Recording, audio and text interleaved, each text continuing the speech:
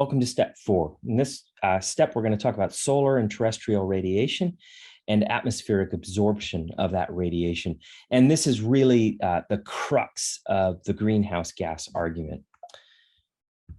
Now, remember in the last step, we looked at the differences in incoming solar radiation and outgoing terrestrial radiation, and that incoming solar radiation occurs in these very high frequencies or short wavelengths, high frequency, short wavelength electromagnetic radiation. When that radiation is absorbed by the Earth's surface or the Earth's atmosphere, it's re-emitted out into space or from the Earth's surface as sort of longer wavelength, shorter, lower frequency outgoing terrestrial radiation. So there's those differences in the wavelengths of the incoming and outgoing radiation. And this is really important because different gases in the atmosphere absorb electromagnetic radiation at different frequencies, which means that light only penetrates and moves through different gases at different frequencies. And I'm going to use light sometimes interchangeably with electromagnetic radiation. And when I say light, I mean electromagnetic radiation from sort of the infrared to the UV spectrum, because that's where I really want to focus our conversation. Now, what does that mean? It means that light can absorb. If you absorb 100% of the light with a gas, that means if I'm shining a laser through a gas that absorbs 100% of that frequency of laser light, if I'm looking at that laser from the other side of that gas, I won't see any of the laser light. Now, all that energy in the laser light will be absorbed by that gas. So slowly over time, that gas will actually heat up because it's having energy added to it by the laser. Now, if I have a gas that's transparent to the laser, and I shine a laser through a gas transparent to that particular frequency of light from the laser, I'll definitely see it with my eyeball on the other side, probably burn my eyeball out. But that gas won't heat up from that laser because all the energy in that laser light is passing through the gas. Likewise, with our atmosphere, solar radiation will pass through our atmosphere because there are different windows available for solar radiation to pass through our atmosphere. And when I say a window, what I'm talking about is I'm talking about a frequencies of light that aren't absorbed by our atmosphere or aren't absorbed by a particular gas. So I'm talking about windows in the transparent sense, meaning it's a portion of the electromagnetic spectrum that is not absorbed by that gas, meaning the light can travel freely through it. So let's take methane, for example, which is a really powerful greenhouse gas, 30 times more powerful than CO2. It's really good at absorbing light in the infrared spectrum, okay, in the middle of the infrared spectrum. Now, any other light can travel right through it. So visible light and UV light are not affected by methane, okay? They pass right through it, and it's a window, okay? In contrast, ozone and oxygen have a small sort of absorption spectra in the infrared frequencies. It's not very big, it's pretty narrow, but they have a huge absorption spectrum here in UV light, okay? And there's a window everywhere in between. So visible and infrared light can easily pass through oxygen and ozone, but UV light is trapped pretty effectively by oxygen and ozone, meaning it's absorbed. And all that heat energy from that radiation is absorbed, or all that energy from that UV radiation is absorbed by oxygen and ozone. And that's why you actually see an increase in temperature in the stratosphere, is because that's a reflection of the ozone absorbing that UV radiation and heating up in our atmosphere.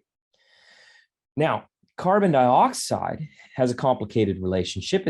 It's completely transparent to visible and UV light, and quite a bit of infrared light, but it has these sort of absorption spectra here in the middle of the infrared spectrum and in the far left-hand side of the infrared spectrum.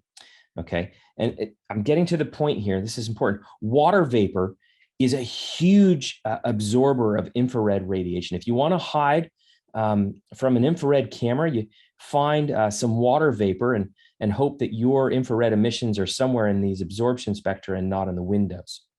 Now, when you add all of these gases together in the proportions that they exist in the atmosphere, you get this sort of total absorption spectra for all gases in the atmosphere on the bottom here.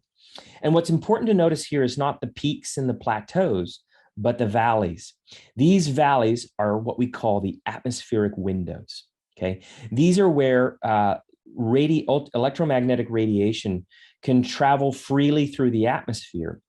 And then the peaks and plateaus are where radiation is absorbed.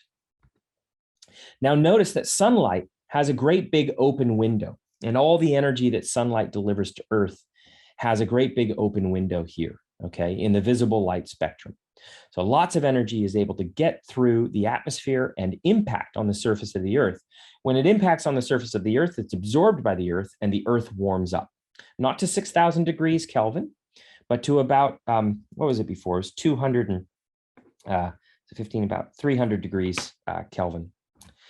290 degrees Kelvin.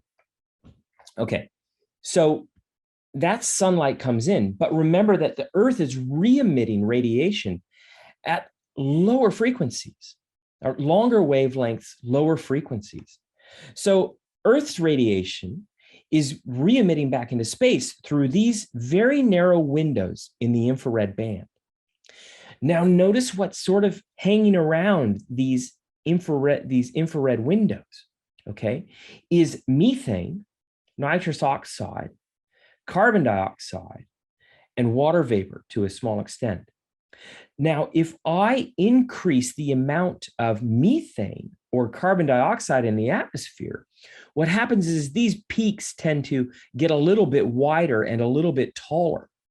And when you do that, what you're doing is you're actually, when you add it all up, you're making these atmospheric windows narrower, and less radiation is able to escape the surface of the Earth. It's intercepted by the atmosphere before it's re-radiated from the top of the atmosphere. Okay, so essentially what happens is as we release these trace gases, carbon dioxide and methane, and nitrous oxide to a small extent, and as the temperature of Earth increases and water vapor more easily enters the atmosphere, we're essentially closing these atmospheric windows. So sunlight checks in, energy checks in, but energy can't check out. So that's that old Men in Black movie. Roaches check in, but roaches don't check out. When we look at this in we back up here, now we're looking at the impact of solar radiation on the Earth's surface and the re-emission of infrared radiation from the Earth's surface. We can start to think about where all that energy and heat are stored. Okay, remember, heat is a kind of energy. Okay, and so electromagnetic radiation is a kind of energy that can be converted into a different kind of energy, heat energy. Typically, what we get at the top of the atmosphere is we get about 340.4 watts per meter squared of energy coming in from the sun. Remember, this is all the high frequency, short wavelength light. Very energetic, 6,000 degree Kelvin sun, and it's impacting at the top of the atmosphere. A fraction of this, about 160, about half of it reaches the Earth's surface. The rest of it is reflected by clouds and atmosphere, or reflected by ice and oceans on the Earth's surface. So about a third of this is reflected back into space as this shortwave radiation, and about 163 of it is absorbed by the surface of the Earth, and 77 watts per meter squared is absorbed by the atmosphere itself. Okay, so it doesn't make it all the way through. There are some atmospheric windows that sunlight can't travel through, so they get picked up in this 77 watts per meter squared. Once that energy is hit Earth, it's re-emitted back to the atmosphere. Okay. It's re-emitted from the Earth's surface. Okay. And notice this says 398. Well, wait a minute. There's only 163 coming in. It turns out that because of the atmospheric windows are pretty tight, the atmosphere actually reabsorbs a lot of that terrestrial radiation. And when it reabsorbs that terrestrial radiation, it actually emits energy itself. The atmosphere emits energy because it's mass. You can treat the atmosphere as a black body if you want. And that radiation from the atmosphere actually re-impacts on the Earth. See that over here, this back radiation? If you add up 340 plus 163, you're going to get close to 398. Okay. Now, and it's going around and around and around. And don't forget, we've got some latent heat over here leaving, and thermals and convection as well. Once the atmosphere is heated up by either the incoming solar radiation or the terrestrial radiation, then what happens is the atmosphere can actually radiate, re-radiate that energy back out into space. So total outgoing radiation is about 239.9. And if you add 240 plus 23 plus 77, you get pretty close to 340. Okay. Now notice that this atmospheric window, there's a very small amount of radiation actually goes free from the terrestrial surface straight out into space. All right. And the rest of it is emitted by the atmosphere or emitted by clouds. And there's sort of this cycling here between terrestrial radiation and atmospheric back radiation. As you decrease these atmospheric windows, you're essentially trapping more energy, more heat in this cycle of terrestrial radiation, back radiation. And that's what increases the temperature of the atmosphere. We're always going to be, and as you increase the temperature of the atmosphere, you increase the frequency and the energy of the light, of the electromagnetic radiation leaving from the top of the atmosphere. So everything balances out, but essentially it's this piggy bank of an atmosphere that you're essentially, by closing those atmospheric windows, you're increasing the capacity and the ability of the atmosphere to contain heat and maintain heat. And that's sort of where the greenhouse idea comes from, is that we're essentially increasing the effectiveness of our atmosphere's ability to trap heat and energy.